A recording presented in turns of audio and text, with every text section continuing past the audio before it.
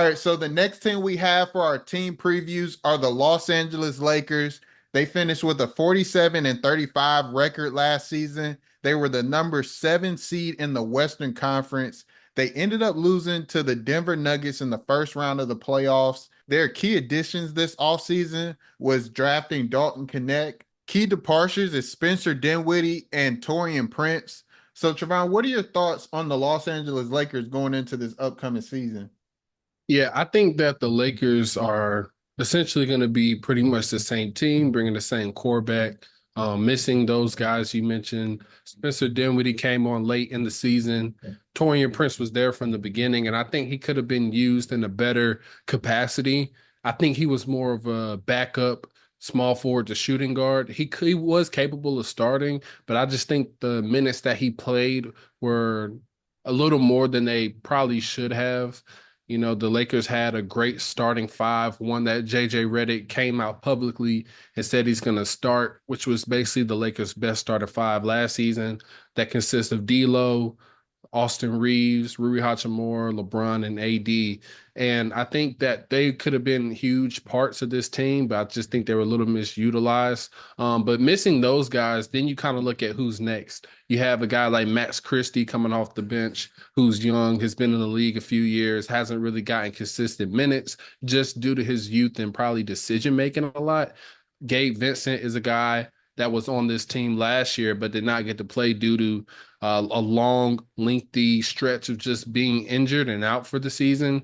Christian Wood is another big piece. He paired very well with Anthony Davis in a lot of stretches throughout the season, having two bigs that kind of are more skilled than power, having that ability to have that length on the court that can still attack you in multiple different ways. He'll be out for a while. I think they're targeting December for his return. He didn't play in the preseason game, so hopefully he can get back to the squad. But ultimately, unless they make a big trade, I think this team is really going to lie on the shoulders of LeBron and AD once again. You would love to see AD really become that 1A role instead of the 1B. He had a great season last year, played, I think, around 70 plus games last season. You know, that's been a knock against him. It's just he hasn't been available. And last season, he really kind of put that to bed. He was playing terrific defensively. He was in the running for Defensive Player of the Year. He just wasn't able to capitalize on that reward. You know, went back to Rudy Gobert. A lot of people had an argument for Anthony Davis, but I think ultimately for this team, that's what it's going to require. High level player from Anthony Davis, all world defensively. We know he's going to bring that every night and just bring a good level of consistency offensively. LeBron, you know, we always wait to see when he's going to drop off. He may start off slow, but playing in the Olympics, I think, would be pretty good for him, kind of already being in somewhat of a rhythm, but not overdoing it. So hopefully he can rest up throughout the rest of this month and just get ready going for their opening night. But I think it's going to lie on their shoulders unless this team makes a great trade.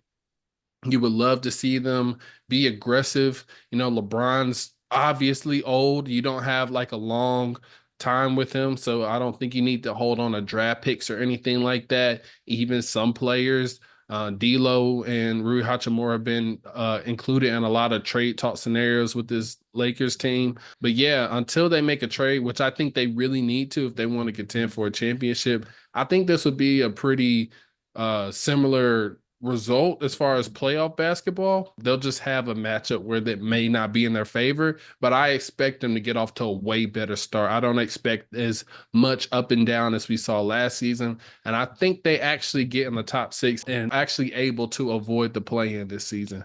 Yeah, I think you said it very well.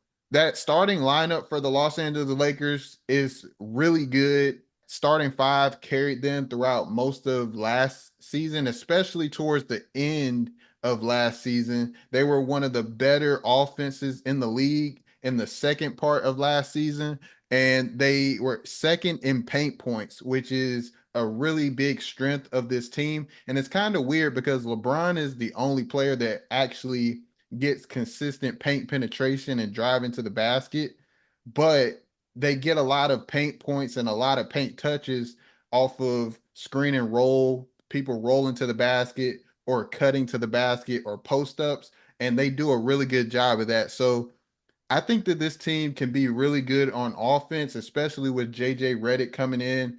The first preseason game was really interesting to watch. I know Anthony Davis and LeBron James didn't play, but if you look closely, especially on the offensive end, there was just a lot of ball movement, man movement, dribble handoffs, 5-out offense, and it was really fun to watch this kind of change in philosophy on the offensive end with JJ Redick being the head coach there. And it can help out a lot of players on that team in terms of getting into a rhythm together, getting better shots for each other. And just when you play with ball and man movement, being able to reverse the ball and make the defense move, it just makes things better for you offensively and it gets players easier looks. So that's something that I'm really interested to see.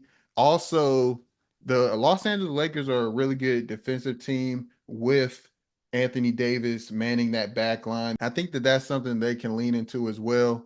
The only thing in terms of weaknesses that I see are they don't really have a real two-way perimeter player in the starting lineup.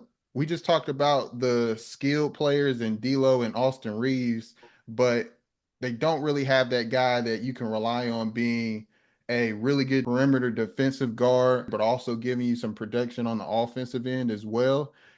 And then their bench play. Are they going to be able to get guys in that are going to be productive coming off the bench? I know Gabe Vincent is coming back this season. He didn't play much of last season because of injury. He's going to be available now. You also have Max Christie, who didn't get a lot of playing time last year with Darvin Ham. So is he going to be able to develop and become a reliable rotation player? And then Dalton Connect, the rookie, who is a really good shooter. He can create off the bounce pretty well, but on the defensive end, he hasn't been that good when he was in college. So is he going to be able to develop into a trustworthy defensive player? And that gets him on the court into the rotation and be able to come off the bench and make an impact because we all know he has a lot of talent offensively, but is he going to be able to develop defensively? So those are some things that I'm looking forward to seeing how the Los Angeles Lakers handle going into this upcoming season. And if they do those things well,